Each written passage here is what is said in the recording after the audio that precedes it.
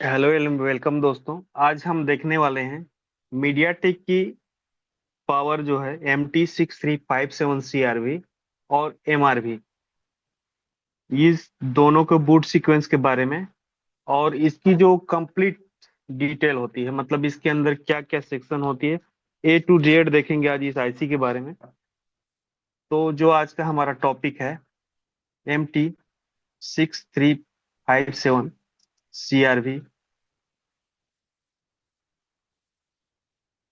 और MRV, ये दोनों आईसी कैसे वर्क करती है और इसके अंदर क्या क्या फंक्शन होती है, इन सब के बारे में आज देखेंगे। तो हमने यहाँ सर्किट में लिया है Redmi 6A का फोन, Redmi 9A। जिस जिस भी सर्किट में लगती है हम 8-10 टाइप की मॉडल को रीड करेंगे। तो इसमें जो छोटे छोटे चेंजेस होते हैं और क्या क्या इसमें, जैसे मॉडल के साथ कंपनी के साथ क्या क्या यहाँ पर अपडेट होता है, तो वो सारी चीजें यहाँ पे क्लियर हो जाएगी। तो हमने रेडमी में दो मॉडल लिया है, Redmi 6A जो कि बेसिक मॉडल है हमारा, और 9A का मॉडल है जिसमें आपका रैम ईएमएमसी अलग अलग होती है, तो वहाँ पे वोल्टेज कैसे बनते हैं। और जो हमारा टेक्नो इन्फिनिक्स बेस फोन है, जो हमारा Hot 10 Play, और इसके बाद है हमारा ओप्पो का A15 A12, और रियलमी की फोन है यहाँ पे C2, और यहाँ पे Y12 का फोन है वीवो में। तो ये टोटल सर्किट आज हम रीड करने वाले हैं। तो सबसे पहले बेसिक से स्टार्ट करते हैं। जो हमारा 6357 CRV है वो 6A फोन में। तो इसके लिए एक बार देखिए यहाँ पे जो ये आईसी है, तो लेआउट में इसको देखते हैं हम। तो ये हमारी आईसी की कोडिंग होती है, जो इसके नंबर में U2001 करके ये जो कोडिंग है, तो इस कोडिंग को हम कॉपी करेंगे और हमारे डायग्राम पे चलेंगे।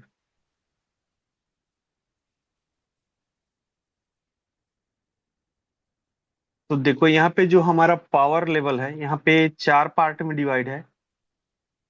तो जो हमारा ए वाला पार्ट है, ए वाला पार्ट मतलब ये जो बक जनरेट करती है जिस सेक्शन से, ये हमारा बक सेक्शन है जिसको बोलते हैं हम वीरेग 1 की सेक्शन। और उसके बाद हमारा है एलडीओ सेक्शन जिसको हम वीरेग 2 की सप्लाई बोलते हैं, एलडीओ सप्लाई। थर्ड में है हमारा इसका कंट्रोल सेक्शन, और फोर्थ में है इसकी ऑडियो सेक्शन। तो सबसे पहले हम इसके बक सेक्शन को देखते हैं, फिर इसके बूट सीक्वेंस के बारे में भी बात करेंगे। तो टोटल इसकी आउटपुट्स कैसे बनती है उसको पहले देखेंगे। तो कोई भी फोन हो, तो वहां पे अब चार्जर के थ्रू जब भी बस की सप्लाई इंटर होती है आपके फोन में, तो वहां पे एक डीसी टू डीसी आईसी लगा होता है, जिसको कोई भी आईसी हो सकती है। MT6367P जो यूज हुआ है हमारे 6A फोन में, उस आईसी के थ्रू जो वीपीएस जनरेट होगी हमारी, जो इसको मीडियाटेक की सर्किट में बोला जाता है वोल्टेज सिस्टम। तो यहाँ पे जो वोल्टेज सिस्टम इन हो रही है, तो इसको हम देखते हैं यहाँ पे एक डायग्राम के थ्रू। तो ये जो वोल्टेज सिस्टम हमारे डीसी टू डीसी आईसी या चार्जिंग आईसी से जनरेट होती है, तो ये हमारे पीएम के मल्टीपल बॉल पे इन होती है। तो यहाँ पे एक लाइन में आपको दिखेगा 0 ओम की सप्लाई, और यहाँ पे जो इसकी बॉल नंबर होगी B2।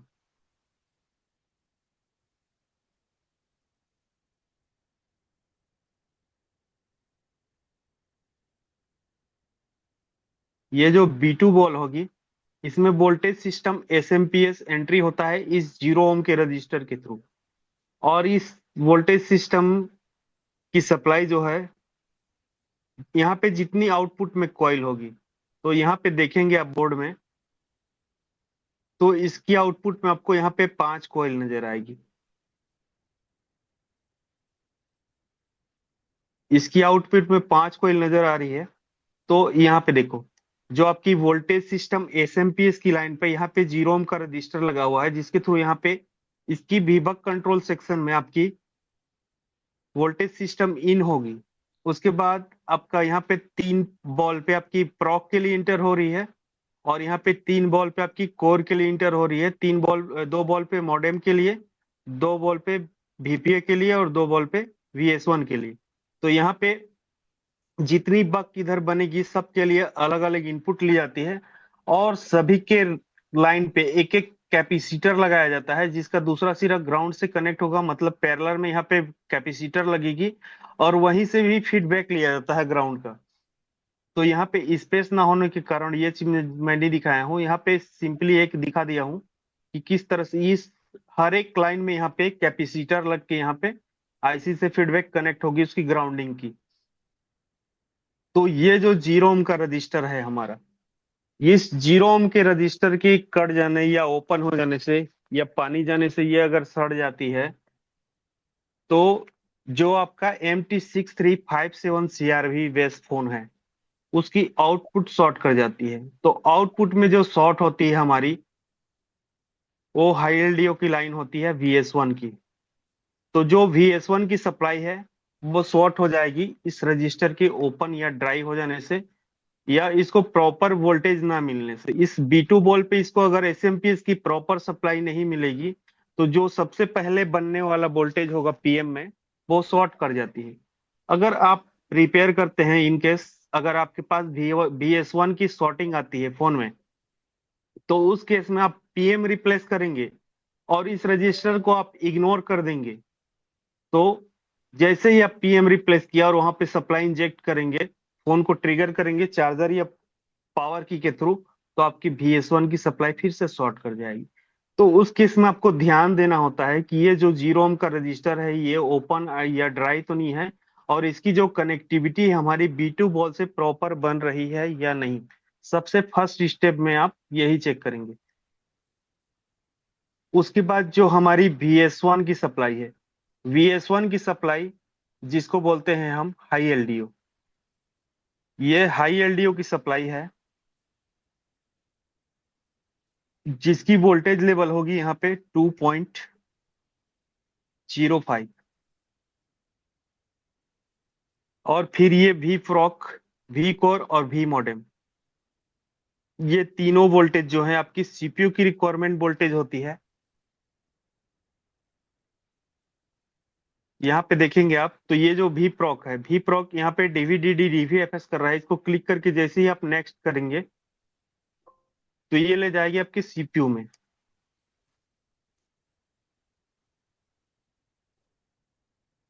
और ये जो कोर की वोल्टेज है DVDD कोर, इसको भी क्लिक करके जैसे ही आगे बढ़ेंगे, तो ये सप्लाई भी चली जाएगी आपकी CPU के GPU सेक्शन में।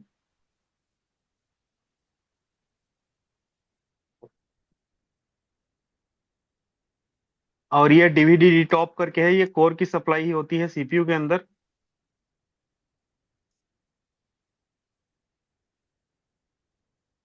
तो अभी हम वोल्टेज लेवल पे देख रहे हैं, जिस दिन हम CPU लेवल पे इस चीजों को रीड करेंगे, तो इसके पूरे CPU के एक एक स्पेसिफिकेशन के बारे में बताएंगी, कौन सी वोल्टेज किसके लिए इन होती है।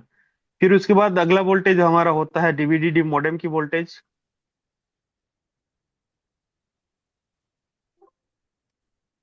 और ये भी चली जाती है हमारी CPU के अंदर। और नेक्स्ट जो लास्ट कॉइल बचता है हमारा VPA की सप्लाई, VS1 तो हम यहाँ पे देख लिए। VS1 जो है, ये VS1 की सप्लाई बनती है, वापस से पावर में इंटर होती है, और एक अदर IC में कनेक्ट होती है 8 लेग की, जिसके थ्रू हमारा VS2 जो लो LDO है जनरेट होता है, उसको देखेंगे। तो ये जो VPA की वोल्टेज है, ये हमारे 4G RF को दी जाती है, जिसको आप कॉलकॉम के सर्किट में पढ़े होंगे APT की वोल्टेज। तो ये VPA PMU हमारा PM से अभ्यास जनरेट। देखिए ये जो VPA PMU की सप्लाई है, ये एक 0 ओम के रजिस्टर के थ्रू, यहाँ पे 2 0 ओम का रजिस्टर लगेगा, और ये VPA VCC1 और VCC2 करके ये कनेक्ट हो जाएगी आपकी 4G RF में। ये आपका जो LMH है, मतलब 4G RF है, इसकी जो VCC1 और VCC2 की सप्लाई है, जिसको बोलते हैं हम APT पावर, तो ये यहाँ पे आएगा आपके PM से। ये VPA PMU की वोल्टेज है, जो कि VPA VCC1 और VCC2 के रूप में कन्वर्ट हो रहा है 2 0 ओम के रजिस्टर के थ्रू। एक 0 ओम का रजिस्टर लगा और ये VCC2 में कनेक्ट हुआ, फिर इस 0 ओम के बाद फिर कन्वर्ट हुआ ये, और ये VCC1 की सप्लाई बनी। तो हम वापस से आ गए पीएम के पास, और हर कॉइल का एक फीडबैक लाइन होता है, जैसे कि यहाँ पे मैं ड्रॉ करके दिखाया हूँ। तो जो भी आपकी कॉइल पावर से वोल्टेज बनती है, तो इसकी ही फीडबैक ली जाती है पीएम में। मतलब ये जो वोल्टेज है ये जनरेट हो रही है या नहीं, इसकी फिर से चेकिंग की जाती है पीएम के द्वारा, और फीडबैक के रूप में वापस से एंट्री ली जाती है पीएम में। तो ये जो बक वोल्टेज है इसको देख लिए, जो ये VS1 की सप्लाई होगी, और इस VS1 से जो VS2 की सप्लाई बनेगी, जिसको आगे अभी हम देखेंगे। उसके बाद ये 3 वोल्टेज जो है ये सीपीयू की रिक्वायरमेंट वोल्टेज हो गई, जो सीपीयू में चली गई। उसके बाद जो VPA है ये 4G RF की वोल्टेज हो गई, VCC पावर। उसके बाद यहाँ पे हाई एलडीओ से आपका लो एलडीओ बनेगा। तो यहाँ से VS1 की सप्लाई को, यहाँ से जैसे ही आप क्लिक करेंगे VS1 PMU,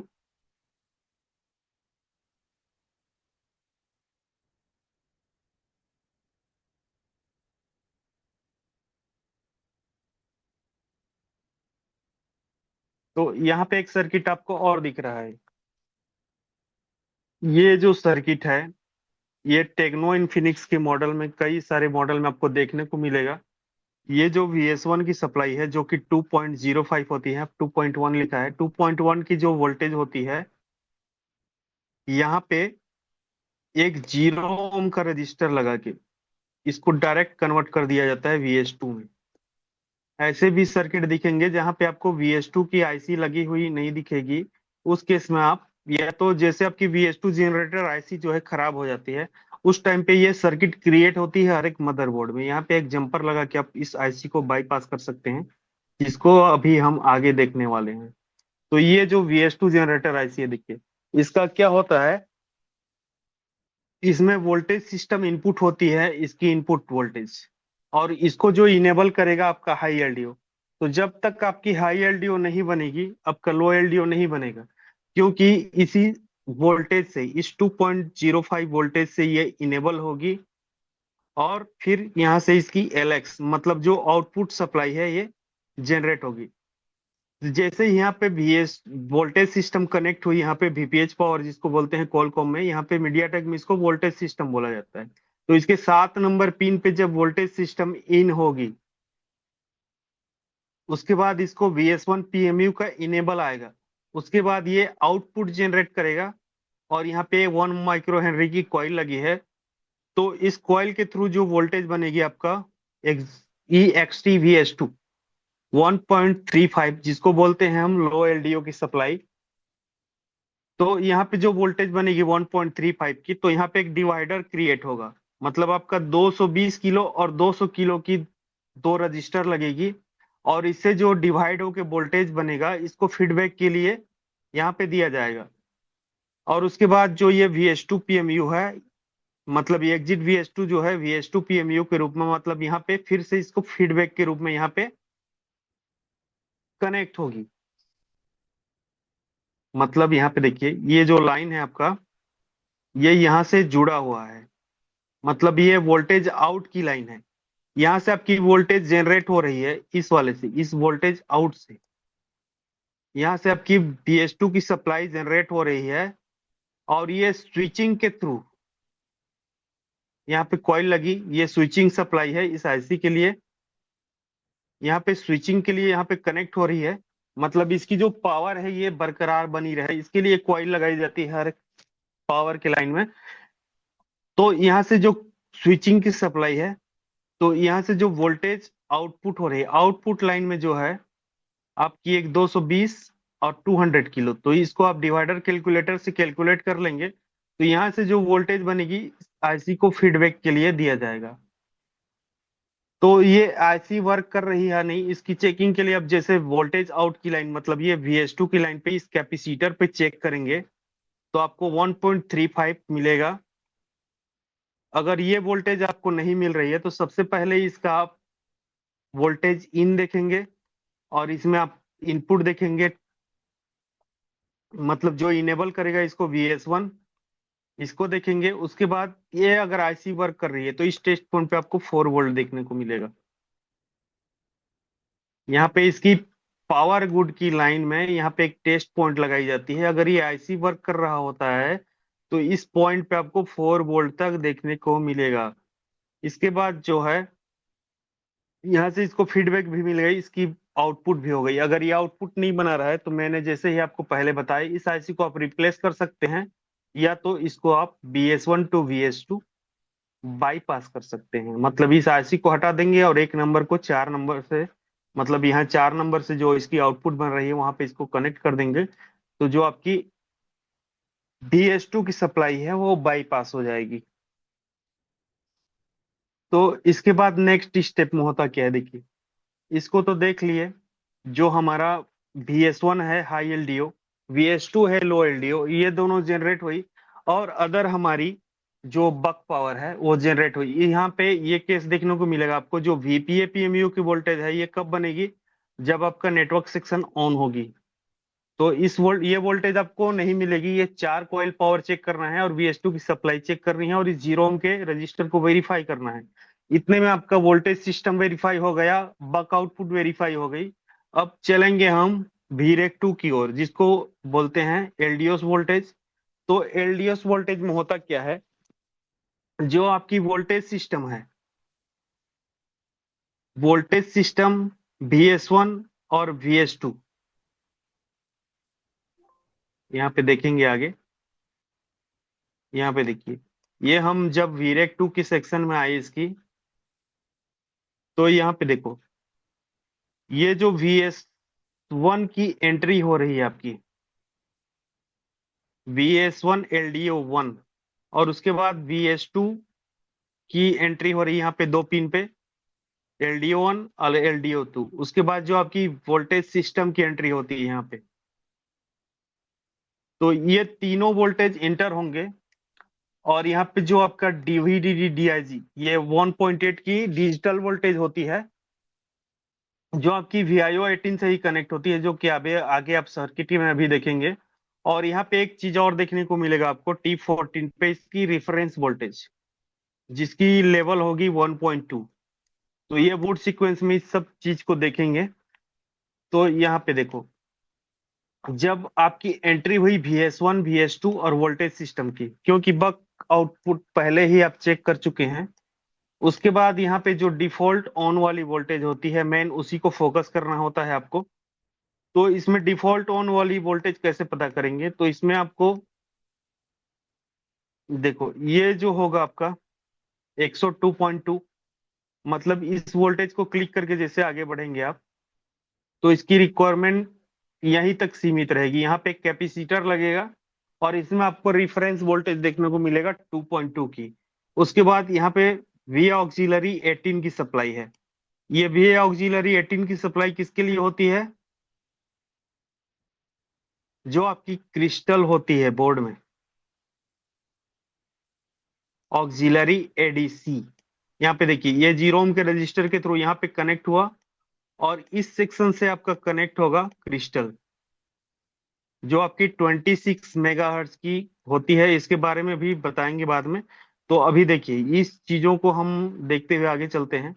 तो ये ऑक्सिलरी वोल्टेज आपको वेरीफाई करना है, जिसकी वोल्टेज होगी 1.2। उसके बाद आपको देखना होता है V ऑडियो 2.8। ये सप्लाई देखेंगे, ये सप्लाई का यूज क्या है। तो यहाँ पे देखो, इसके अंदर जो आपकी सर्किट में जो ऑडियो की सेक्शन होती है, मतलब माइक का जो बायस है और जो हेडफोन की कनेक्टिविटी होती है, वो सब के लिए यहाँ पे इस वोल्टेज को लिया जाता है, मतलब इसके कोडेक सेक्शन में। उसके बाद जो है आपका VIO 2.8 PMU।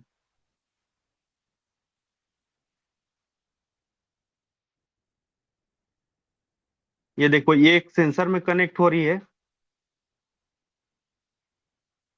तो ये सबको चेक करना जरूरी क्यों होता है, क्योंकि देखो यहाँ पे सीरियल डेटा सीरियल क्लॉक की कनेक्टिविटी बन रही है आपकी, SPI 4 clock, SPI MOSI, SPI MISO, SPI chip select.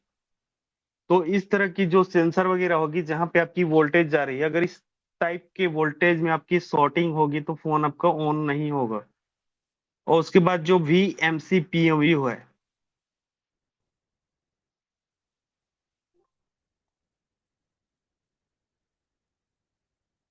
तो ये आपके CPU के पेरिफेरल सेक्शन में इन होता है। और ये आपका MSDC1, यहाँ पे MSDC1 और MSDC0 दो टाइप की दिखेगी। तो ये जो VMC PMU होगी MSDC1 वाली, ये आपका कनेक्ट होता है आपकी SD कार्ड की सप्लाई के लिए। और जो VIO18 की सप्लाई यहाँ पे आती है MSDC0 वाली, वो आपका eMMC के अंदर जो डेटा बिट की कनेक्टिविटी होती है, डेटा बिट मतलब डेटा 0 to डेटा 7। तो उस डेटा 0 to डेटा 7 की कनेक्टिविटी के लिए यहाँ पे 1.8 की वोल्टेज यहाँ पे आती है, जो डिफॉल्ट ऑन होती है VIO18। तो ये VMC PMU चेक कर लेंगे, उतना चेक करना जरूरी नहीं है इसको। उसके बाद नेक्स्ट देखेंगे आप यहाँ पे VEMC PMU। ये होती है आपकी जो EMMC होती है उसकी VCC पावर। यहाँ पे जो EMMC होती है उसकी VCC पावर होती है, जो कि 2.8 वोल्टेज होती है। उसके बाद ये सिम की वोल्टेज आपको देखने की जरूरत नहीं है, यहाँ पे फिर आपको देखना है VSB PMU, जो कि इस 6357 CRV वाले बेस में अक्सर शॉर्ट होती है। तो इसको क्लिक करेंगे और आगे बढ़ेंगे। तो CPU में तीन तरह की USB वोल्टेज होती है। जिस दिन आपको CPU के बारे में डिटेल से बताएंगे, अभी भी बता दे रहा हूँ। 0.8, 1.8 और 3.3, मतलब ये 3.0 to 3.3 होती है VSB PMU की वोल्टेज। तो इसको आप वेरीफाई कर लेंगे, या यहाँ पे लिख के सर्च मार देते हैं VUSB।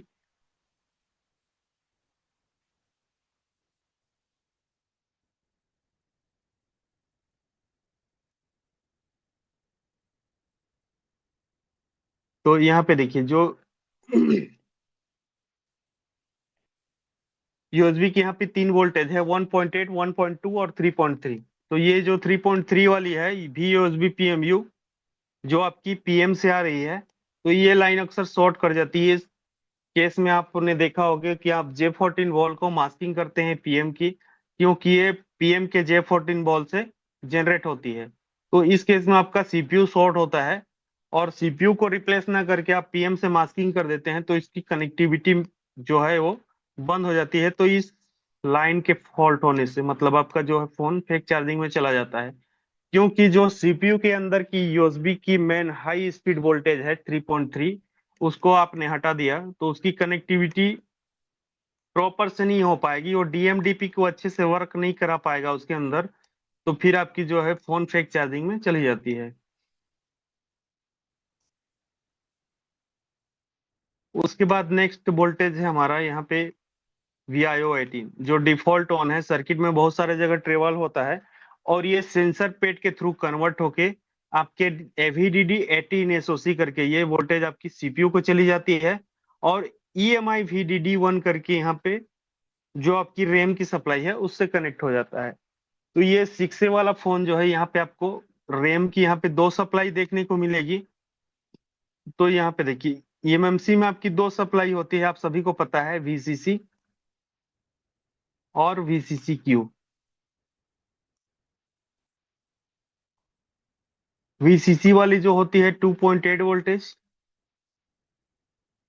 और VCCQ की सप्लाई होती है आपकी 1.8 वोल्टेज। और रैम की जो सप्लाई होती है, मतलब जो हमारा EMCP होता है, मतलब जिसके अंदर मेमोरी में EMMC और रैम दोनों होते हैं, उसको बोलते हैं हम EMCP। 6A की जो मेमोरी है PGA221 है, उसके अंदर रैम और रोम दोनों है। मतलब वहां पे जो रैम की सप्लाई होगी VDD1 1.8 वोल्टेज, जो आपकी VIO18 से कन्वर्ट होगी। और उसके बाद जो VDD2 है, यहाँ पे आपको देखने को मिलेगा 1.2 वोल्टेज। और जो VDDQ है, यहाँ पे भी आपको 1.2 वोल्टेज मिलेगा, क्योंकि LPDDR3 जो रैम होती है उसमें आपका यही वोल्टेज वहां पे दे दिया जाता है। यही लेटेस्ट सर्किट अभी 9A वगैरह में देखेंगे, तो ये दोनों वोल्टेज के लिए वहां पे अलग से IC लगाई गई है रैम के ऊपर में।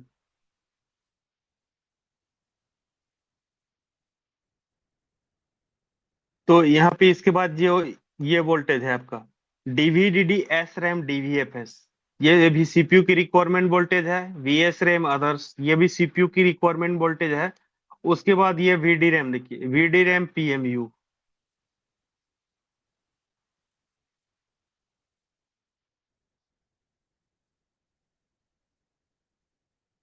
यहाँ पे कैप में रेफरेंस दिया जा रहा है आपका जो LPDDR3 है।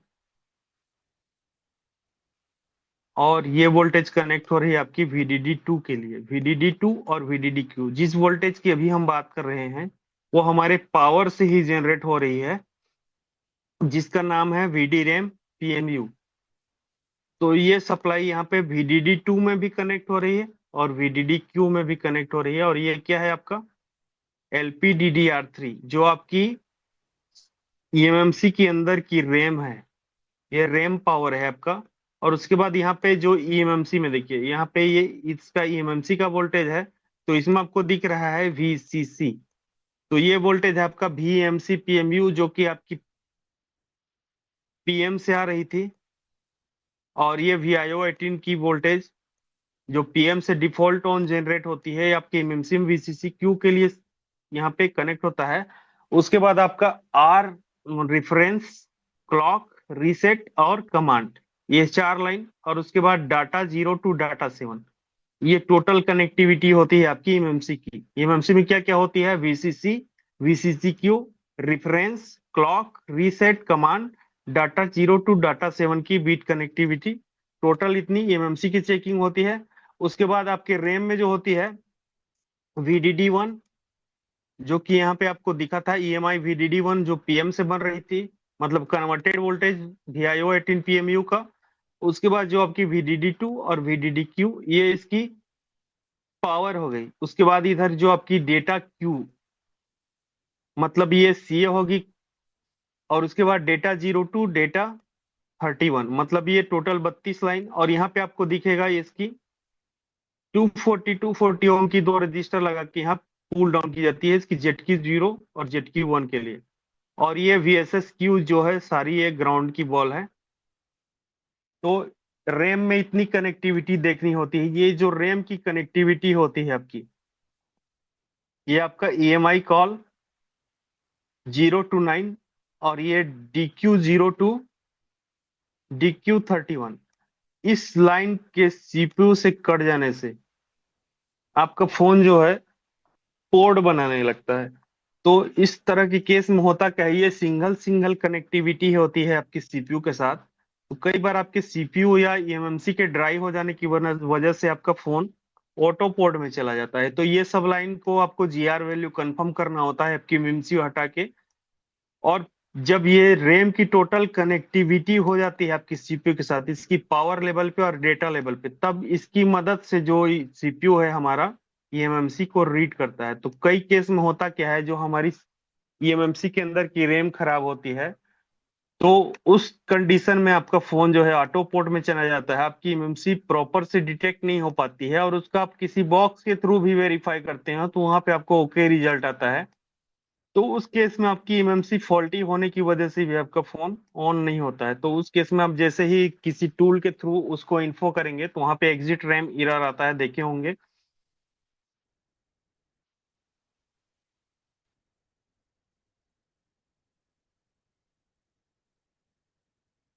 और ये जो वोल्टेजेस बनती है आपकी CPU के अंदर भी इन होती है।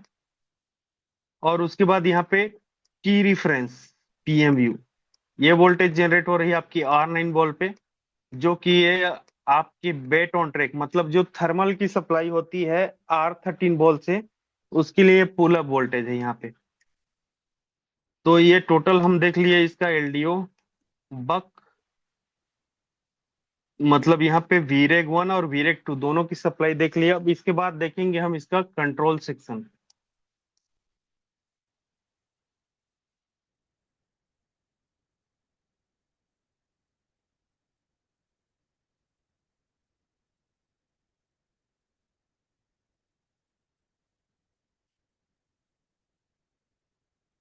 कंट्रोल सेक्शन में क्या है, देखो यहाँ पे जो पावर की सप्लाई बनती है, आपका R4 बॉल पे एक डायोड लगता है और ये पावर की से कनेक्ट हो जाती है। उसके बाद आपका रीसेट भी, मतलब जब आपकी टोटल बक और एलडीओ वोल्टेज प्रॉपर बन जाएंगी, उसके बाद जो है आपका रीसेट बी की वोल्टेज जनरेट होती है 1.8 की। और ये जब सीक्वेंस कंप्लीट होता है तो सीपीयू से इसको एक पल्स दी जाती है वॉच डॉग के रूप में, जिसकी भी सप्लाई होती है 1.8 की। और यहाँ पे इस आईसी को इनेबल करने के लिए यूवीएलओ वीटीएच यहाँ पे 200 किलो का रजिस्टर लगा के पुल डाउन किया जाता है। यहाँ पे 20 किलो लिखा है, ये 200 किलो की होती है। और फिर ये सीरियल क्लॉक इनेबल 0 और इनेबल 1, ये जो बीबी क्लॉक की सप्लाई होती है इसकी इनेबल रिक्वेस्ट होती है। और उसके बाद यहाँ पे दिख रहा है आपको एग्जिट पीएमआईसी इनेबल 2। तो ये एग्जिट पीएमआईसी इनेबल 2 क्या है? तो यहाँ पे जो आपका VA12 की वोल्टेज जनरेट होती है, मतलब उस पावर सीक्वेंस में ये वोल्टेज आपको दिखाया नहीं गया है पीएम में। तो ये वोल्टेज मोस्ट इंपोर्टेंट वोल्टेज होते हैं आपके सीपीयू के अंदर। तो यहाँ पे VS1 वोल्टेज सिस्टम की सप्लाई कनेक्ट होती है 1 किलो के रजिस्टर के थ्रू यहाँ पे बायस वोल्टेज C2 बॉल पे। और ये इनेबल आता है यहाँ पे 4 वोल्ट की आपकी पीएम से। जब उसकी सीक्वेंस कंप्लीट हो जाएगी, जब VA12 की बारी आएगी तो ये इनेबल आएगा पीएम से।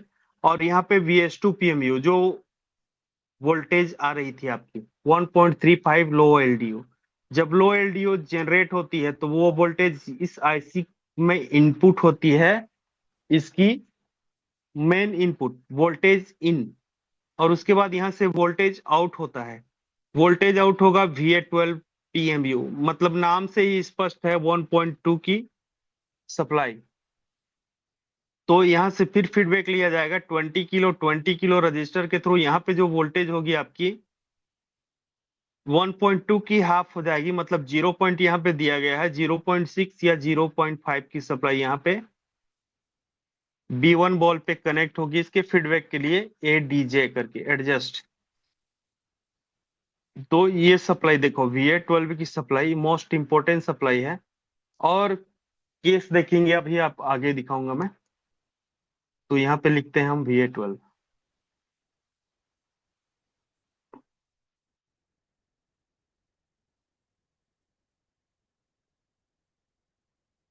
देखो ये सीपीयू के अंदर जो PLL सेक्शन होती है, उसके बाद जो आपका मतलब डिस्प्ले सीरियल इंटरफेस, मतलब जो पेरिफेरल सेक्शन होता है सीपीयू के अंदर, डिस्प्ले सीरियल इंटरफेस, अगर ये वोल्टेज मिस हो जाएगी तो आपका जो मीपी लाइंस की कनेक्टिविटी होती है वो प्रॉपर वर्क नहीं कर पाएगी।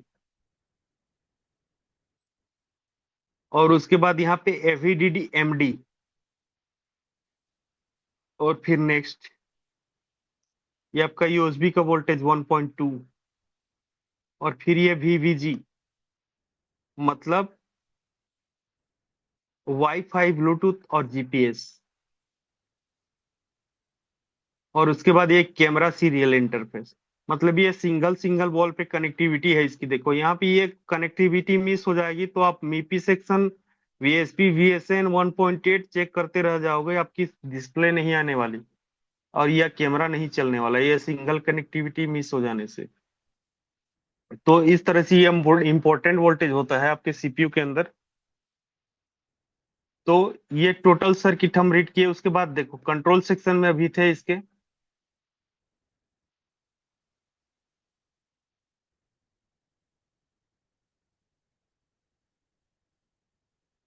तो यहाँ पे देखो ये पावर की वोल्टेज जनरेट होती है। तो ये जो मीडिया टेक बेस फोन होता है जिसमें सिंगल पीएम होता है आपका, इसमें आपकी जो VPH पावर होती है, मतलब वोल्टेज सिस्टम होती है, लगभग एग्जैक्ट वही वोल्टेज मिलेगी। क्योंकि यहाँ पे जो वोल्टेज सिस्टम की सप्लाई होती है उसी को इसमें एक रजिस्टर के थ्रू पावर के अंदर में पुल अप किया जाता है, जो कि यहाँ पे आपकी वो प्रेजेंट होती है। फिर इधर से आप जैसे ही उसको ग्राउंड के साथ कनेक्ट करते हैं, जैसे यहाँ पे वोल्टेज कनेक्ट हुआ आपका एक रजिस्टर के थ्रू, पीएम के अंदर की सर्किट होती है जो आपको दिखेगा नहीं। यहाँ पे एक रजिस्टर लगाया गया इस तरह से पीएम के अंदर, और इसमें सप्लाई दे दी गई आपकी ये जो सप्लाई होगा आपका 3.7 टू 4.2, जो आपकी वीपीएच पावर होगी, तो इस वोल्टेज को जैसे ही आप ग्राउंड के साथ कनेक्ट करते हैं, तो इससे आपकी जो सर्किट है वो इनेबल हो जाती है पीएम के अंदर, और आपका फोन ऑन हो जाता है। फिर इसके बाद जब इसकी टोटल कनेक्टिविटी हो जाती है आपके सीपीयू के साथ, आपका ये जो प्रोटोकॉल है, जैसे आप कॉलकॉम बेस फोन में पढ़े होंगे, वहां पे एसपीएमआई प्रोटोकॉल काम करती है। तो यहाँ पे जो है आपका एसपीआई प्रोटोकॉल काम करता है। एसपीआई प्रोटोकॉल क्या होता है, यहाँ पे आपको दिख रहा है सी के, मतलब ये क्लॉक की लाइन है आपकी। और एक होता है आपका एमओ, मतलब ये होता है आपका मास्टर आउटपुट, मतलब जो सीपीयू से आपकी आउटपुट आएगी डेटा की लाइन। और ये होगा मास्टर इनपुट, मतलब इस डेटा की लाइन से आपकी सीपीयू इधर से जो डेटा जाएगी उसको रिसीव करेगा, और इस मास्टर आउटपुट की लाइन से इधर से डेटा भेजेगा। और ये हो गई क्लॉक की फ्रीक्वेंसी। और उसके बाद इस लाइन के थ्रू, मतलब ये जो सी एस एन है, ये सी एस एन आपको सर्किट में तीन तरह से दिखेगा। सी एस का मतलब होता है यहाँ पे चिप सेलेक्ट। चिप सेलेक्ट मतलब इस लाइन के थ्रू ही सीपीयू जितने भी आईसी से कनेक्टिविटी बनाएगा, उसके एड्रेस के थ्रू वो उसको कमांड देता है। यहाँ पे जैसे पीएम की एड्रेस हो गई जो भी है XYZ, इस एड्रेस के थ्रू ये कमांड भेजेगा सीपीयू से, तो ये रिसीव होगा हमारे पीएम को। अगर यहाँ पे XYY अदर कोई आईसी कनेक्ट है यहाँ पे सर्किट में, तो अगर उधर से XYY कमांड भेजेगा तो ये रिसीव होगी अदर आईसी को। इस तरह से ये हमारा एसपीआई प्रोटोकॉल काम करता है। तो ये चिप सेलेक्ट यहाँ पे आपको तीन तरह से दिखेगी। एक होगा आपको CSN, जो यहाँ पे दिख रहा है चिप सेलेक्ट। एक होगा आपका CE, चिप इनेबल। और एक होगा आपका SS। ये सारे नाम से आपको ये दिखेगा। इसका मतलब होता है slab select, chip select, chip enable, slab select. तो इस तरह से ये पीएम से कनेक्टिविटी बनाता है। उसके बाद जो है आपका यहाँ से सीरियल क्लॉक इनेबल, मतलब जो इनेबल की रिक्वेस्ट है, सीपीयू को इसके बाद चाहिए क्लॉक की फ्रीक्वेंसी। जो स्लिप क्लॉक की फ्रीक्वेंसी होती है 32 kHz, और जो बीबी क्लॉक की फ्रीक्वेंसी होती है 26 MHz। तो ये दोनों फ्रीक्वेंसी मिलेगी और इस एसपीआई प्रोटोकॉल से कनेक्टिविटी बनाएगा पीएम। उसके बाद ये फाइनल वोल्टेज रिलीज करता है रीसेट बी की 1.8। उसके बाद सीपीयू से इसको पल्स आती है 1.8 की। इसका एक टाइमर होता है जिसको बोलते हैं वॉच डॉग टाइमर। ये जीरो मतलब 15 सेकेंड टू 18 सेकेंड। तो कई केस में इस लाइन के डिस्कनेक्ट हो जाने से आपका फोन जो है कुछ सेकंड के लिए ऑन होगा, फिर से वापस ऑफ हो जाएगी। और इस टाइप का फोन आपका फ्लैश भी नहीं होगा। फ्लैश क्यों नहीं होगा कि इस ये जो टाइमर है, इसको जब डिसेबल किया जाता है सॉफ्टवेयर में, तभी ये, आप देखे होंगे जो लोग एडवांस बॉक्स यूज करते होंगे, तो जैसे ही आप प्रोग्राम रन करेंगे एमटीके वाली, वहां पे वॉच डॉग टाइमर डिसेबल करके एक ऑप्शन आएगा। उसके बाद ये टाइमर डिसेबल होगी, तभी आपका फ्लैशिंग जो है वो स्टार्ट होता है। तो ये 180 सेकेंड मतलब 3 मिनट के अंदर तक की एक सिग्नल होती है। 15 सेकेंड टू 180 सेकेंड के बीच में एक पल्स छोड़ता है सीपीयू से 1.8 की। तो जो सारी वोल्टेज है वो प्रॉपर कंटिन्यूअस बनती रहती है। अगर ये मिस हो जाएगी तो फिर आपका वोल्टेज फ्लक्चुएट कंडीशन में चला जाएगा। तो अब की रीसेट भी की वोल्टेज बनेगी, फोन ऑन होगा, फिर वोल्टेज ये वॉच डॉग की वोल्टेज ना मिलने से फिर से वो रीसेट हो जाएगा, और उसके बाद फिर से आपका फोन रिबूट हो जाएगा। तो ये रिबूट रिबूट वाला केस आएगा आपके फोन में।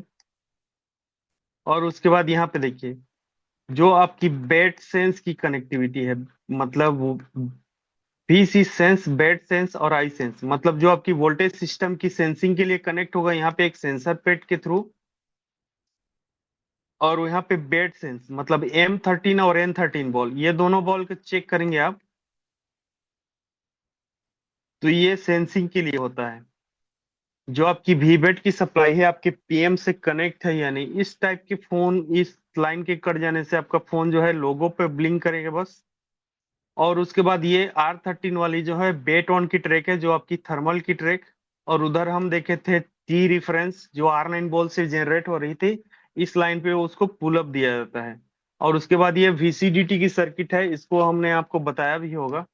ये जो सर्किट है आपका, यहाँ पे दो रजिस्टर लगेगा आपका, 330 किलो और 39 किलो। तो ये जो वोल्टेज है डिवाइड होगी 0.5 या 0.6, ये जो वीबस की सप्लाई है। और ये एंटर होगी PM में VCDT T11 पे। तो ये आपका चार्जिंग को डिटेक्ट करेगा, वोल्टेज फॉर चार्जिंग डिटेक्शन। उसके बाद ये चार्जिंग LDO की सप्लाई है, जो आपका यहाँ पे 7.5 किलो का रजिस्टर लगा के यहाँ पे इनपुट दिया जा रहा है इसको, वीबस की। तो ये देखे थे उस दिन हम जब टेक्नो इन्फिनिक्स वाला सर्किट देख रहे थे, तो इसकी जगह पे वहां पे 3.3 किलो की दो रजिस्टर यूज की गई है। और उसके बाद यहाँ पे चार्जिंग DM और चार्जिंग DP की कनेक्टिविटी होती है। ये कनेक्टिविटी डायरेक्ट आपके CPU से होती है। और जो हमारा मेन DM DP की कनेक्टिविटी होगी, वो CPU से पहले कनेक्ट होगी, उसके बाद CPU से चार्जिंग DM और चार्जिंग DP की दो लाइन जो है हमारे PM टू CPU के बीच कनेक्ट होगी। ये चार्जिंग DM और चार्जिंग DP को देखेंगे तो ये आपका मेन चार्जिंग DM और चार्जिंग DP नहीं है, ये CPU से कनेक्ट होने वाली चार्जिंग DM और चार्जिंग DP है। और ये USB DM और USB DP जो दिख रही है, ये आपका मेन USB की कनेक्टिविटी है जो आपके CPU से हो रही है। और ये charging DP charging DM CPU to PM की कनेक्टिविटी है।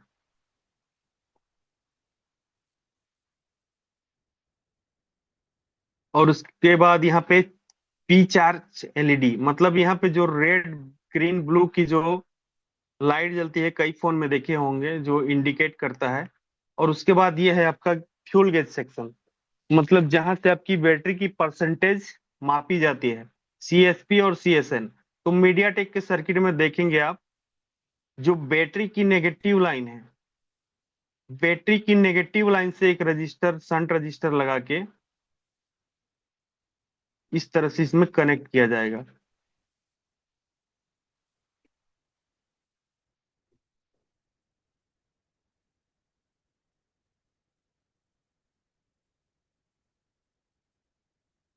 तो ये हो गई आपकी CSP और CSN, जो आपकी फ्यूल गेज सेक्शन है इसके अंदर। उसके बाद इधर है VRTC, 2.8 की सप्लाई बनेगी यहाँ पे। और ये रियल टाइम क्लॉक 32 kHz, ये है आपका BB क्लॉक, मतलब स्लिप क्लॉक की फ्रीक्वेंसी। और यहाँ पे आपको दिखेगा DC 100, ये सब ग्राउंडिंग पिन है यहाँ पे। और फिर यहाँ पे देखो 100 SOC, 100 सेलेक्ट, 100 WCN, ये सब वोल्टेज है। ये PMIC क्लॉक BB, ये जा रही है आपकी CPU में। और फिर RFIC क्लॉक सेल, ये जाएगा आपका RF में, मतलब जो यहाँ पे ट्रांस रिसीवर लगेगी MT6177V या MV, जो भी होगा आपकी RF नेटवर्क में। और उसके बाद PMIC क्लॉक WCN, मतलब जो आपकी वाईफाई ब्लूटूथ की IC होगी उसके लिए क्लॉक की फ्रीक्वेंसी होगी। और इसके बाद ये Xtel 1 और Xtel 2 की कनेक्टिविटी होती है आपकी क्रिस्टल से। और फिर ये ऑक्स ADC वाली सर्किट है, 1.8 वोल्टेज यहाँ से जाएगा। तो यहाँ पे देखो क्रिस्टल की सप्लाई यहाँ पे, ये जो Xtel 1 और Xtel 2 है, ये दोनों कनेक्ट हो रही है आपकी PM से। और फिर यहाँ पे V ऑक्स ADC, यहाँ पे वो जो वोल्टेज है यहाँ पे कनेक्ट होगा, और यहाँ पे पुल अप दिया जाएगा 100 किलो रजिस्टर के थ्रू VDD18 ऑक्स ADC। यहाँ पे 1.8 की सप्लाई पुल अप दी जाएगी। और इसके अंदर जो थर्मिस्टर रहेगा उसके थ्रू यहाँ पे फिर इसकी कनेक्टिविटी होगी आपकी PM से। उसके बाद ये फ्रीक्वेंसी जनरेट करके फिर PM की मदद से ये अदर सेक्शन को प्रोवाइड करेगा। के बाद नेक्स्ट मॉडल में देखिए इसमें क्या क्या चेंजेस है, थोड़ी सी चेंजेस मिलेगी आपको। ये कॉइल पावर वही होगा, 5 आउटपुट यहाँ पे, 1 2 3 4 5। तो यहाँ पे देखेंगे तो इसके बीट मैप से ये हर एक चीज वेरीफाई कर सकते हैं आप।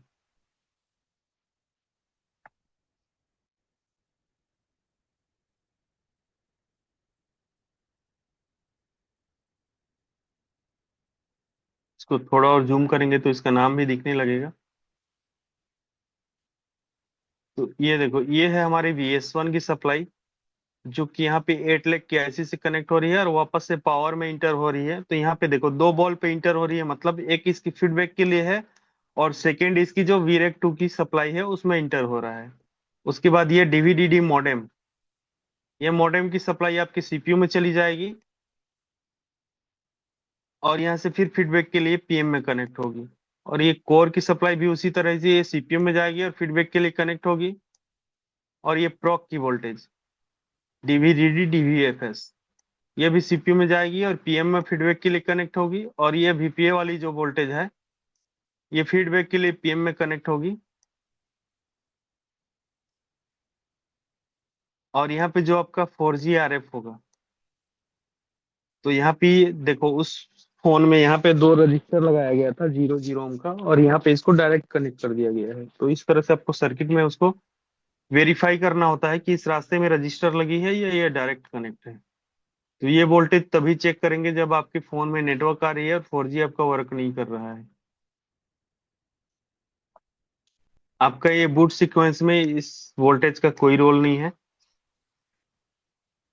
और उसके बाद यहाँ से आपकी VS2 जनरेट हो रही है, तो VS2 जनरेट हो रही है यहाँ पे। और ये फीडबैक के लिए PM में एंटर हुआ और ये फिर से इंटर हुआ इसके VS, मतलब जो VREC 2 की सप्लाई है उसके लिए। और ये देखिए, ये आगे जा रहा है सर्किट में। इसके थ्रू क्या होगा, जो आपकी VA12 की वोल्टेज है, VA12 की वोल्टेज यहाँ से जनरेट होगी, जो आपके CPU का मोस्ट इंपॉर्टेंट वोल्टेज होता है।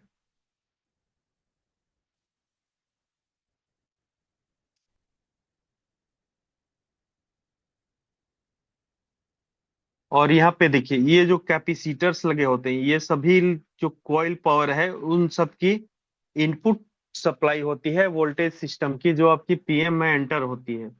और ये रजिस्टर के बारे में हम बात कर रहे थे, जो 0 या 1 ओम का रजिस्टर होता है, जिसके ड्राई या खराब हो जाने से आपकी जो VS1 की सप्लाई है वो शॉर्ट कर जाती है। तो ये यहाँ पे देखेंगे, इस सेट में यहाँ पे इसका नोज मार्क है, तो ये होगा हमारा A1 और उसी के ऊपर होगा हमारा A2 और उसके बगल में होगा हमारा B2। तो ये जो B2 बॉल से इसकी कनेक्टिविटी होती है, यहाँ पे देखिए, यहाँ पे लिखा भी हुआ है वोल्टेज सिस्टम SMPS। और क्या देखे थे हम, जो इसकी अदर पावर है, देखो यहाँ पे VIO18 जो कि हमारा डिफॉल्ट ऑन वोल्टेज होता है, जो कि सर्किट में VPH के बाद सबसे ज्यादा ट्रेवल करेगा। तो ये EMMC में एंटर हो रहा है, क्यों, इसकी VCC Q की वोल्टेज है। और फिर ये 4G RF में जाता है, 2G सभी में जाता है, पता है आपको, यहाँ पे 1.8 की रिक्वायरमेंट होती है। और ये CPU के अंदर मल्टीपल सेक्शन में इन होगा, जो आपकी FADD SOC18 करके कनेक्ट हो रहा था। और यहाँ पे देखेंगे आप, ये रैम में डायरेक्ट नहीं जा रहा है, यहाँ पे एक LDO लगाया गया है। इस LDO में क्या होगा, ये जो इसकी इनपुट सप्लाई होगी, और उसके बाद यहाँ पे VS1 PMU एंटर होगा, और फिर यहाँ से जनरेट होगा आपका VMI VDD1। तो यहाँ पे जो आपकी रैम की वोल्टेज होती है, यहाँ पे एक LDO से बनता है आपका 1.8। और इस वाले IC से, मतलब यहाँ पे देखेंगे आप, तो रैम के ऊपर में आपको 2 IC दिखेगी, एक होगा ये IC और एक होगा ये IC। दोनों की बॉल सेम होती है, नंबर भी सेम होती है लोग, लेकिन दोनों अलग अलग वोल्टेज बनाते हैं। तो यहाँ से जो वोल्टेज बनेगा, ये 0.6 की वोल्टेज होगी, जो आपकी VDD Q की सप्लाई होगी।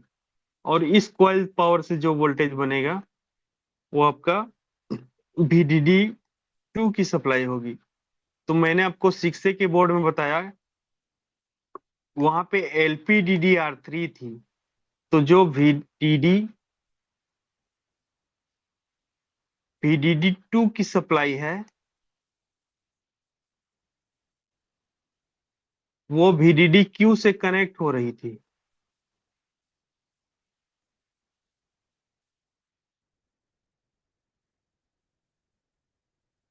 इस तरह से यहाँ पे 1.2 वोल्टेज बन रहा था। वहां पे VD रैम की सप्लाई, जिसको आपने PM में पढ़ा था। तो इस 9A वाले सर्किट में वो क्या हो जाता है, वहां पे VD रैम की सप्लाई यहाँ पे जनरेट नहीं होती है। यहाँ पे अलग से दो IC लगाई गई है। तो एक IC जो है आपका VDD2 की सप्लाई बनाएगा, VDD2 की सप्लाई बनाएगा, और एक IC जो है आपका VDD-Q की सप्लाई बनाएगा। तो यहाँ पे इसकी वोल्टेज लेवल थोड़ी सी चेंज होगी, 1.1 हो जाएगा। और जो VDD-Q की सप्लाई है 0.6 हो जाएगा, क्योंकि ये सर्किट हमारी अपडेट हो गई। वहां पे जो यूज हो रहा था LPDDR3,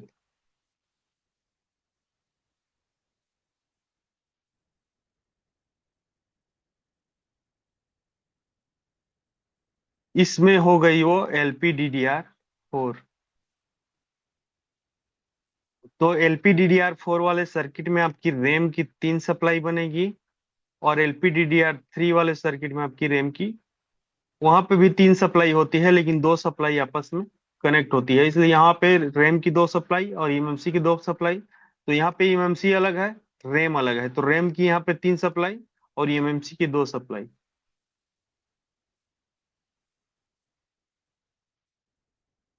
तो ये टोटल रैम का देखे, eMMC में 1.8 जा रही थी हमारी, और यहाँ पे एक LDO के थ्रू उसको अलग से वोल्टेज बना के दिया जा रहा है रैम को। तो यहाँ पे जो हमारा eMMC लगता है, इसके लिए जो VEMC PMU की वोल्टेज है, देखो यहाँ पे डायरेक्ट कनेक्ट हो गया आपका VIO18 PMU। लेकिन जो VEMC PMU की सप्लाई है, ये PM से आती है, जो कि 2.8 की सप्लाई होगी यहाँ पे। ये हमारे PM से आ रहा है, और इसकी चेकिंग के लिए आप PM के पास यहाँ पे चेक करेंगे तो इसकी चेकिंग हो जाएगी। इसलिए बोला जाता है कि PM के आउटपुट में जो कैपेसिटर कॉइल्स लगे हैं, सबका एक बार GR लीजिए। और CPU के अराउंड जो कैपेसिटर्स हैं, वो सबको एक बार चेक कीजिए। बोलने का मतलब यही है कि जो हमारे PM के अराउंड में जो कैपेसिटर्स होंगे, वो अलग अलग वोल्टेज के लिए लगे होंगे, जिसके थ्रू आप, अगर यहाँ पे आपकी शॉर्टिंग मिलती है, तो इस लाइन से आप कंफर्म कर लेंगे कि जो हमारी eMMC के लिए 2.8 की सप्लाई बन रही है VCC पावर, ये अगर शॉर्ट है तो फोन हमारा ऑटो पोर्ट में जाएगा। इसी तरह CPU के पास जैसे आप चेक करते हैं, बहुत सारे लोग तो खाली ऐसे ही चेक करते करते मिल जाता है उनको VSB की शॉर्टिंग। तो यहाँ पे जैसे ही चेक कर लिया आप, ये VSB की लाइन है 3.3 या 3.0 की, ये लाइन डायरेक्ट हमारे PM से कनेक्ट हो रही है। तो इसको उठाए और मास्किंग कर दिए, PM लगा दिए, फोन ऑन हो गया। लेकिन ये समझ नहीं आता कि ये क्यों हुआ। तो जो हमारी PM से बनती है 3.0 या 3.3 की सप्लाई, जो आपकी USB के मतलब CPU के अंदर हाई स्पीड की कनेक्टिविटी होती है USB की, उसके लिए। तो इस लाइन में शॉर्टिंग हो जाने से आपका बूट सीक्वेंस डिस्टर्ब हो जाता है, जिसके कारण आपका फोन डेड हो जाता है। मतलब इस केस में आपका CPU शॉर्ट होता है। तो इस पिन को आप मास्किंग करके इसको आप बाईपास करते हैं, CPU आपका काम कर जाता है, लेकिन वो चार्ज नहीं कर पाता है। और इसके बाद नेक्स्ट हम देखे थे कौन कौन सी वोल्टेज थी मेन।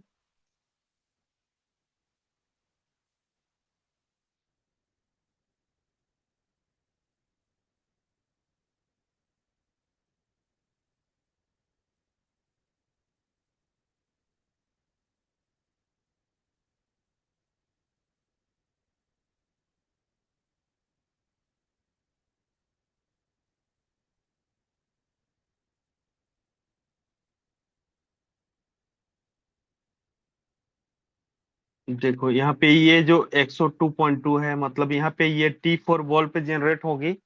और ये बस यहाँ पे आपको फिल्टरिंग के लिए यहाँ पे चेक करना है। उसके बाद ये VMC देख लिए, पीओस भी देख लिए, VIO18 भी देख लिए, और उसके बाद ये सारी वोल्टेज आपको एक एक करके वेरीफाई कर लेना है। जो आपका VSRAM प्रोक, इसकी सिंगल सिंगल कनेक्टिविटी होती है आपकी PM के साथ। तो जैसे हम इसमें से कोई एक दो वोल्टेज वेरीफाई करते हैं, जैसे G15, G16 और H17। तो यहाँ पे बिट मैप से देखेंगे G15 बॉल।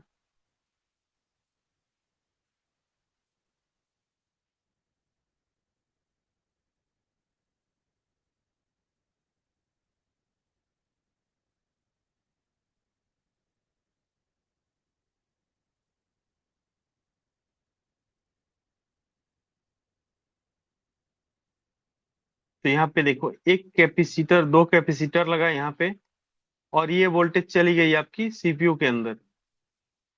तो इस सिंगल लाइन के मिस हो जाने से आपका फोन डेड हो जाएगा। मतलब जैसे आप PM हटाए और यहाँ पे कोई GR वैल्यू आपको नहीं मिल रही है, मतलब इसका मतलब सीधा सीधा ये लाइन हमारी सिंगल कनेक्टिविटी है PM के साथ, ये CPU के साथ, ये आपकी ड्राई हो चुकी है, या इसकी कनेक्टिविटी CPU के अंदर से मिस हो चुकी है। तो यहाँ पे आप जैसे ही GR चेक किए, यहाँ पे आपको कोई GR नहीं मिल रहा है, इसका मतलब आपको CPU हटा के उसको, उस लाइन को वेरीफाई करना है और CPU रिवॉल्व करके उसको क्लियर करना पड़ेगा। तो ये सिंगल सिंगल लाइन की जो कनेक्टिविटी होती है, इसको आपको वेरीफाई करना होता है। जैसे G15 देखे, G16 भी उसी तरह कहानी है, सिंगल बॉल की कनेक्टिविटी है, मतलब ये तीन चार बॉल पे कनेक्ट हो रहा है। और उसके बाद नेक्स्ट था हमारा H17, ये वाली GH, ये VD RAM की सप्लाई, जो कि मैंने आपको बताया कि यहाँ पे जो VD RAM की सप्लाई है, यहाँ पे एक कैपेसिटर लगा है बस, और 6A की फोन में ये सप्लाई यूज हो रही थी, और यहाँ पे उस सप्लाई के लिए यहाँ पे रैम के पास दो IC लगा दी गई है। ये वही सप्लाई है जो अभी पिछले सर्किट में हमने देखा, इसको VDD2 और VDD-Q की सप्लाई के लिए यूज में लिया गया है, और यहाँ पे उसके लिए दो IC लगा दी गई है।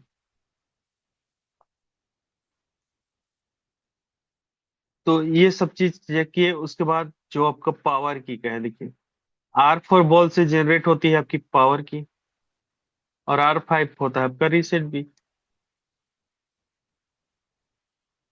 ये आपका R4,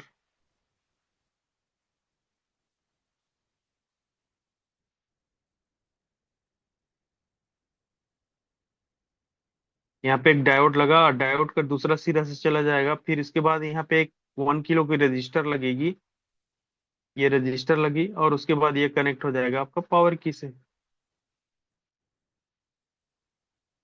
और मीडिया टेक बेस सर्किट है ये, और क्वालकॉम बेस सर्किट में इसको BQ के साथ भी कनेक्ट कर दिया जाता है, 12 नंबर की पिन से, Q1 की जो पिन होती है।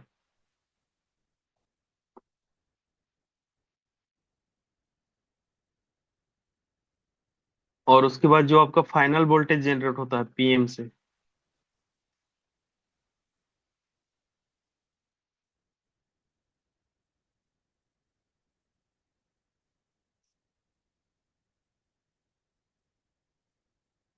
यहाँ पे जनरेट होगा R5 से। तो इसको चेक करने के लिए देखिए, जो हमारा फ्रंट कैमरा होता है उसी के पास में दो TP बनी होती है यहाँ पे।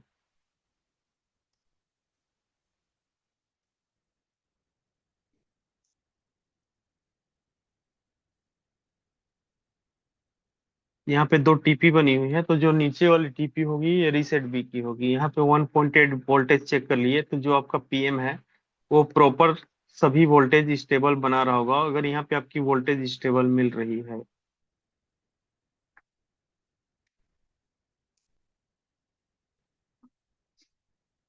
तो यहाँ पे देखिए, जब आप किसी डेड फोन को रिपेयर करते हैं, तो सबसे पहले आपको क्या चेक करना है।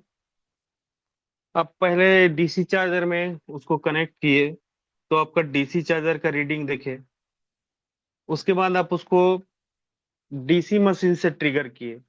उसके बाद आप को कोई शॉर्टिंग नहीं मिले VBAT या VPH में, उसके बाद आप PM की आउटपुट चेक करते हैं। तो सबसे पहले आप VPH की सप्लाई चेक करते हैं।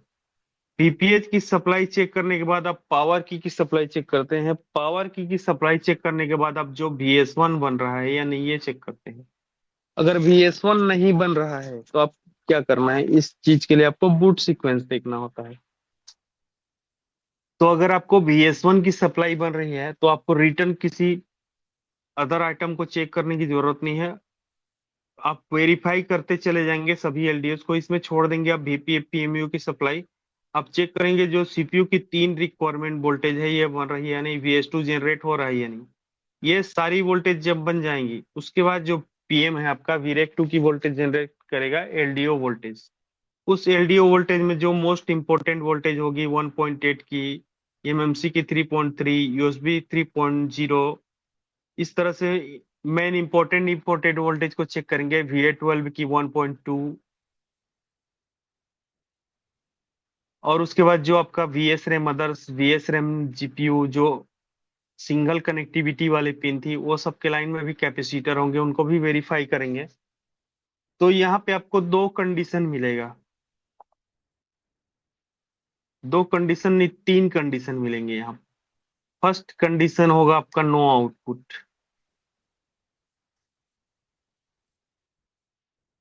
सेकेंड होगा आउटपुट फ्लक्चुएशन।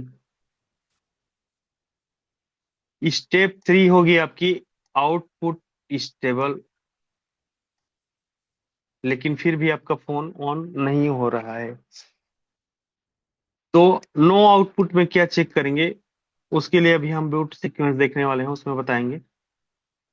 तो आउटपुट फ्लक्चुएशन में क्या होगा, जो आपकी पीएम की सभी वोल्टेजेस है वो फ्लक्चुएट करने लगेगी। जैसे आपका VS1 का वोल्टेज है वो तो बनेगा पूरा 2.05, लेकिन फिर से रिटर्न मारेगा वोल्टेज, फिर से आएगा 2.05, फिर से रिटर्न होगा, फिर से, मतलब इस तरह से वोल्टेज फ्लक्चुएट होने लगेगी। तो आप देखते जाएंगे जहां जहां भी आपको हो रहा है, जैसे यूएसबी की वोल्टेज चेक किए, वो बन रहा है 3.0 प्रॉपर, क्योंकि ये सीक्वेंस में नहीं आती आपकी पावर की। तो ये जो है स्टेबल बनेगी, VREC2 वाली सप्लाई है ये। तो उसके बाद जैसे आप VA12 को चेक किए, वहां पे आपकी आउटपुट एकदम कम बन रही है, 0.4, 0.3, इस तरह से हो रहा है। तो आपको जो डाउट है इसी के आईसी में जाएगा। तो यहाँ पे एक केस होता है, देखिए जो VA12 की सप्लाई होती है, कई बार आप देखे होंगे ये सीपीयू के जस्ट नीचे में लगा हुआ है,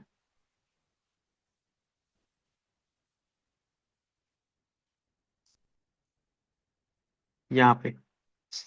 तो यहाँ पे जो डिवाइडर क्रिएट होती है इस दो रजिस्टर के थ्रू, इसको आप सर्किट में देखेंगे।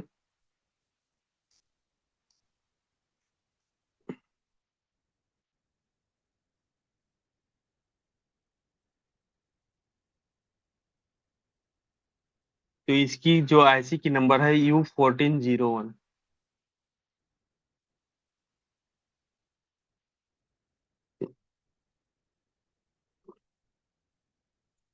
देखो यहाँ पे जो वोल्टेज बनता है आपका VS, voltage system proper inter होगा। यहाँ पे आप चेक चेक करेंगे तो यहाँ पे जो कैपेसिटर लगी होगी C1401, यहाँ पे, इस यहाँ पे आपको प्रॉपर मिलेगा वोल्टेज सिस्टम। और उसके बाद जो इसकी इनेबल होगी, इनेबल भी आएगी। और जो इसका VS2 PMU है, मतलब लो एलडीओ भी फ्लक्चुएट कंडीशन में बनेगी, लेकिन यहाँ पे आती रहेगी। और यहाँ पे इसका आउटपुट जो है 0.4 या 0.3, 0.5 इस टाइप से देखने को मिल रहा है। मतलब ये 1.2 तक तो जानी चाहिए, प्रॉपर स्टेबल नहीं हो रहा है अलग बात है, लेकिन जो वोल्टेज लेवल है 1.2, और जैसे अदर वोल्टेजेस हैं वो फ्लक्चुएट होके रिटर्न आ रहे हैं, तो ये वोल्टेज भी उतनी बननी चाहिए। तो यहाँ पे ये वोल्टेज ड्रॉप क्यों हो रहा है, तो इसमें एक कारण होता है, यहाँ पे जो डिवाइडर सर्किट क्रिएट होती है, अगर आप शील्डिंग हटाने में यहाँ पे मिस्टेक किए तो इस शील्डिंग से ही कनेक्ट होता है इसका ग्राउंडिंग, जो आपकी R2 की कनेक्टिविटी होती है यहाँ पे रजिस्टर की, इसकी कनेक्टिविटी इस शील्ड के साथ होती है। तो ये शील्ड हटाने में अगर यहाँ पे इसकी शील्डिंग जो है हट गई, तो इस फीडबैक वोल्टेज के ना मिलने से ये आईसी अपना आउटपुट सही से नहीं कर पाएगा। ये आउटपुट सही से नहीं करेगा तो सीपीयू की जो रिक्वायरमेंट है वो पूरी नहीं होगी, और सीपीयू की रिक्वायरमेंट जब पूरी नहीं होगी तो आपकी सारी वोल्टेज फ्लक्चुएट कंडीशन में चली जाएगी। तो कोई भी सर्किट रिपेयर करते हैं तो जो उसकी रिक्वायरमेंट है उसको ध्यान में रखते हुए एक एक चीज को बारीकी से परखते हुए आपको चेक करते हुए आगे बढ़ना है। ऐसा नहीं कि आप चेक नहीं किया और सीधा सीपी रिवॉल्व कर दिए, पावर चेंज कर दिए, नहीं। पूरा स्टेप बाय स्टेप एक एक चीज को चेक कीजिए। जहां पे भी आपको डाउट लग रहा है उसको स्कीमेटिक के थ्रू, स्कीमेटिक भी नहीं है तो उसको कैसे चेक करेंगे अभी आगे एक सर्किट में 2 मिनट में ही देख लेंगे। तो देखो यहाँ पे ये चीज क्लियर हो गई। तो ये जो हॉट 10 प्ले वाली है, इसमें जो आपका वोल्टेज सिस्टम कहाँ से जनरेट होगा? यहाँ पे एक ही में जो सिस्टम है देखो, ये जो वीवेट की सप्लाई होती है उसी से ये कनेक्ट होता है आपका वोल्टेज सिस्टम। तो टेक्नो इन्फिनिक्स के सर्किट में जो है, जहां पे आपकी चार्जिंग ऐसी नहीं लगी होगी वहां पे वीवेट की सप्लाई ही जोड़ दी जाती है पीएम के इनपुट में।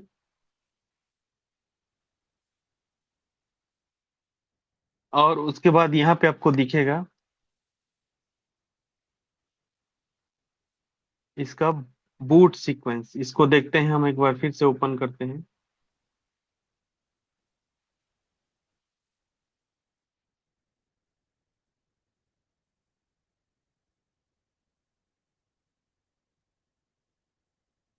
बोर्नियो ही क्लोज हो गया।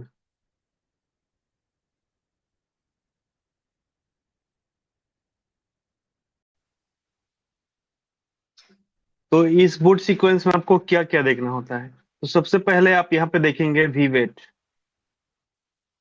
उसके बाद दिख रहा है आपको डीडीएलओ और यूवीएलओ। तो ये वीवेट की सप्लाई यहाँ पे कनेक्ट हुई, या तो आप चार्जर प्लग इन करेंगे।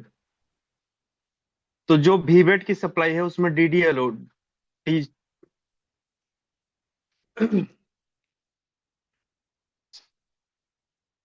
डीडीएलओ की सर्किट यहाँ पे, और उसके बाद यूवीएलओ की सर्किट जो हमने पीएम में देखा, जो उसकी एन थ्री बॉल पे एक पुल डाउन करके रजिस्टर लगाया गया था। मतलब इस यहाँ पे इस तरह से जो रजिस्टर कनेक्ट थी आपकी ग्राउंड के साथ, जहाँ पे उसकी वैल्यू थी 200 किलो। तो जब आप बैटरी लगाते हैं तो जो बैटरी में आपका वोल्टेज लेवल होता है, अगर वो 3.5 से डाउन है, 3.5 वोल्टेज से डाउन है, तो जो आपकी यूवीएलओ है वो ट्रिगर होने नहीं देगी आपके पीएम को। तो जो आपका पीएम है वो फोन को ऑन नहीं होने देगा।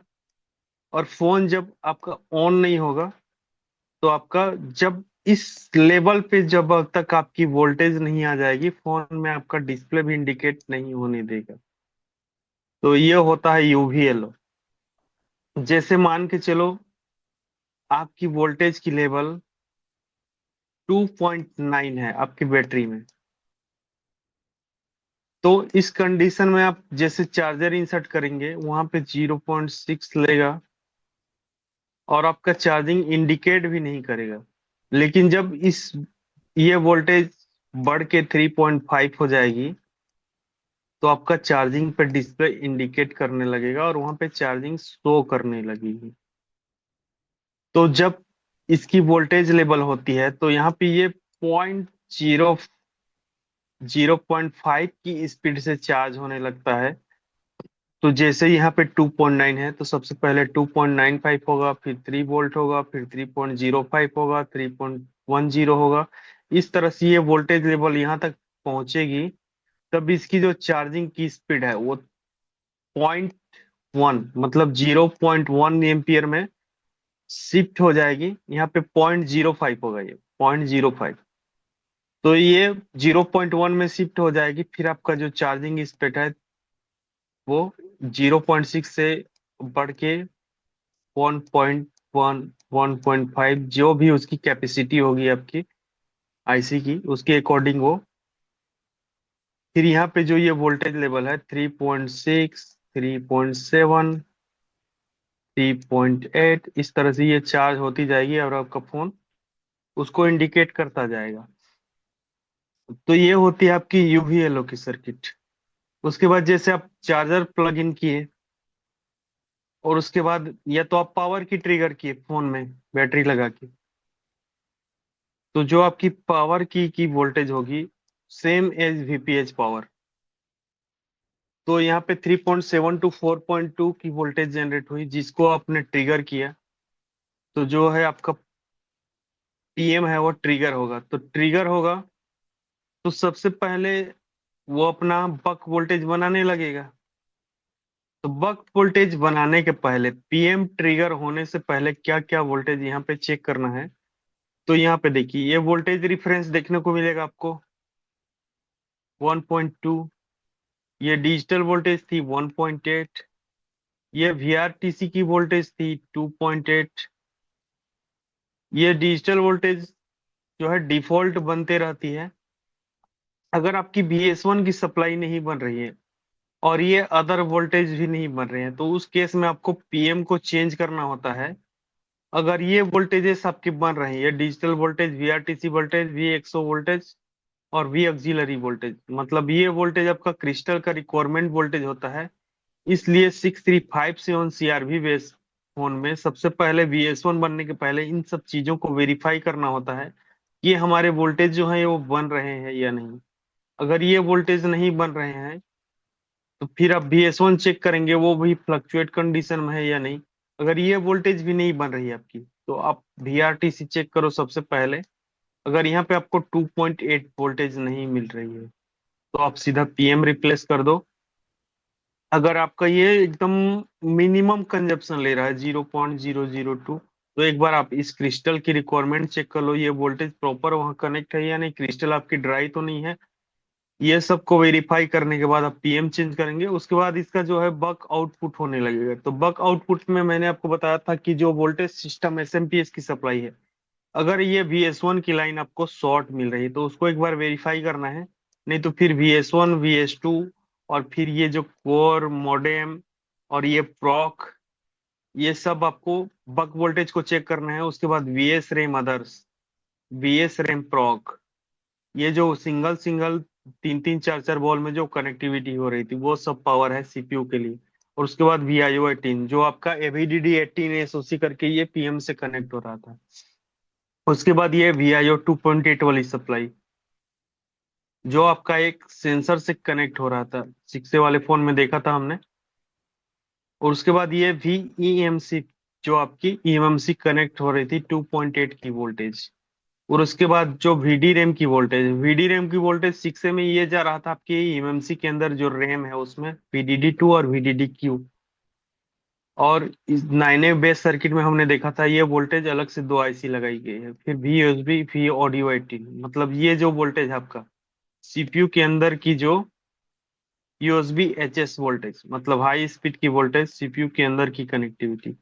फिर ये एग्जिट PMIC इनेबल 1 और इनेबल 2, ये दो चीज दिया गया है। तो इसमें एक इनेबल का यूज होता है जो कि आपकी VA12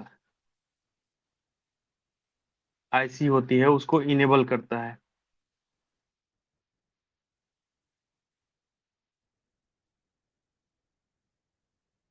फिर उसके बाद आपका जो पीएम है वो फाइनल वोल्टेज जनरेट करता है रीसेट बी की 1.8 वोल्टेज।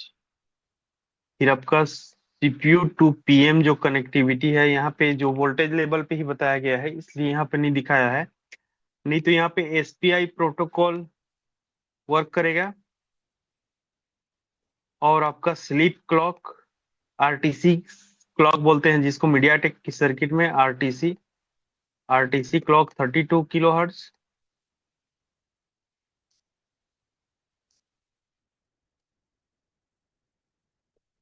और जो आपका बीबी क्लॉक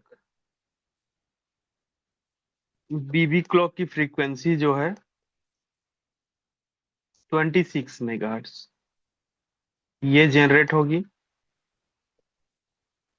और फिर फोन जो है आपका वो ट्रिगर हो जाएगा। तो MT6357 CRV वाले बेस में ये सारी चीजें आपको चेक करना है। एक तो सारी पेज को क्लोज हो गई, फिर एक दिन दूसरे मॉडल में रीड करेंगे इसी सर्किट को, कि जिसकी हम स्कीमेटिक भी नहीं होती उसको कैसे हम रिपेयर करते हैं। तो बोर्नियो तो सभी के पास होगा। इस सर्किट को आप लोग एक बार वेरीफाई करना, ये जो वोल्टेज लेवल है इसका मेरे पास डेटा भी है कि कौन कौन सी बॉल से जनरेट होती है, इसको मैं ग्रुप में डाल दूंगा बाद में।